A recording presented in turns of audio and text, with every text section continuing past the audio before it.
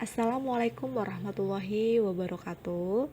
Saya mengucapkan selamat kepada anak-anak sekalian yang telah berhasil menjadi siswa kelas 8. Keberhasilan naik kelas patutlah kita syukuri bersama-sama. Buktikan rasa syukur kalian dengan cara belajar yang lebih baik dan makin taat menjalankan perintah Tuhan Yang Maha Esa. Dalam kesempatan kali ini kita akan belajar pendidikan kewarganegaraan di bab pertama, yaitu arti kedudukan dan fungsi Pancasila. Sambil mengingat lagi, kalian dulu di kelas 7 telah mempelajari tentang sejarah penyusunan dan penetapan dasar negara, yakni Pancasila.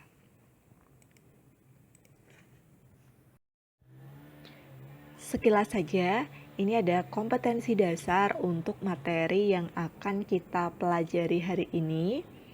Kalian bisa membacanya sekilas.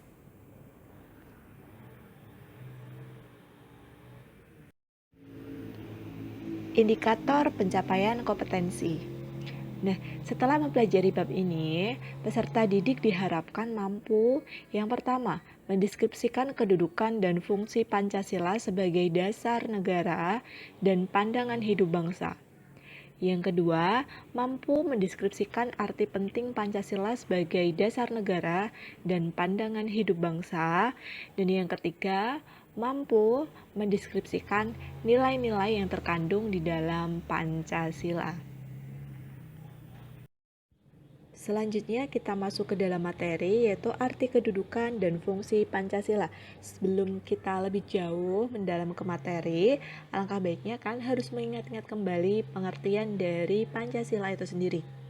Nah, di sini ada para pendiri bangsa yang telah menyepakati bahwasanya Pancasila dijadikan sebagai dasar negara Indonesia. Istilah Pancasila sudah dikenal sejak zaman Majapahit pada abad ke-14 dalam buku Negara Kertagama karangan Empu Prapanca dan di dalam buku Sutasoma karangan Empu Tantular. Dalam bahasa Sanskerta, Pancasila itu berasal dari kata panca yang berarti 5 dan sila yang berarti asas atau dasar. Nah, di sini kalau kita jadikan satu, Pancasila berarti 5 asas atau 5 nilai dasar. Selanjutnya kita mempelajari tentang fungsi dan peranan dari Pancasila. Ada 7 fungsi dan peranan Pancasila yang akan kita pelajari. Yang pertama, Pancasila sebagai jiwa bangsa Indonesia. Pancasila sebagai jiwa bangsa berfungsi agar Indonesia itu tetap hidup dalam jiwa Pancasila. Jiwa bangsa Indonesia adalah Pancasila. Pancasila sendiri telah ada sejak bangsa Indonesia itu lahir, yaitu sejak proklamasi kemerdekaan. Jadi dapat kita garis bawahi di sini bahwasanya Pancasila sebagai jiwa bangsa Indonesia itu, Pancasila itu menjiwai bangsa Indonesia, yang tentunya sebagai dasar pokok jiwa bangsa. Itu ya, yang harus kalian garis bawahi. Yang kedua, Pancasila sebagai kepribadian bangsa Indonesia. Pancasila sebagai kepribadian bangsa memiliki fungsi yaitu sebagai hal yang memberikan corak khas bagi bangsa Indonesia dan menjadi pembeda yang membedakan bangsa kita dengan bangsa yang lain. Nah, di sini yang harus kalian garis bawahi adalah Pancasila itu merupakan ciri khas bangsa Indonesia yang membedakan dengan bangsa lain. Karena Pancasila itu hanya dimiliki oleh bangsa Indonesia. Makanya Pancasila itu adalah ciri khas dari bangsa Indonesia. Yang ketiga, Pancasila sebagai sumber dari segala sumber hukum. Pancasila sebagai sumber hukum berfungsi sebagai sumber hukum yang mengatur segala hukum yang berlaku di Indonesia. Semua hukum harus tunduk dan bersumber dari Pancasila. Setiap hukum tidak boleh bertentangan dengan Pancasila. Setiap sila dari Pancasila merupakan nilai dasar, sedangkan hukum adalah nilai instrumental atau penjabaran dari nilai dasar. Nah, di sini dapat kalian garis bawahi bahwasanya di Indonesia itu Pancasila merupakan sumber hukum paling utama atau paling pokok. Jadi tidak boleh ada hukum yang bertentangan, tidak diizinkan. Atau hukum yang isinya tidak sesuai. Semuanya harus bersumber pada Pancasila. Yang keempat, Pancasila sebagai perjanjian luhur. Pancasila sebagai perjanjian luhur dan disepakati melalui sidang PPKI tanggal 18 Agustus 1945.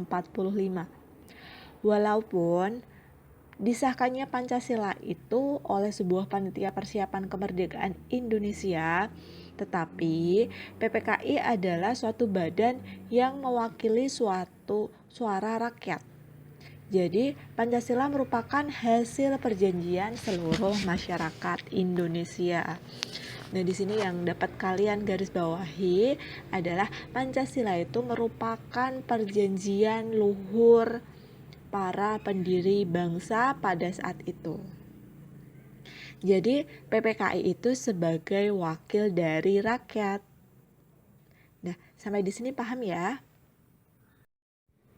Yang kelima, Pancasila sebagai cita-cita tujuan bangsa Indonesia.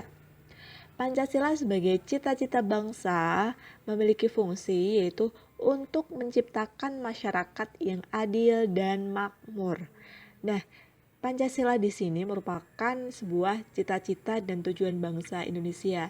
Dapat juga kita kaitkan dengan pembukaan Undang-Undang 1945 alinea keempat yang di situ juga memuat tentang tujuan dan cita-cita bangsa Indonesia.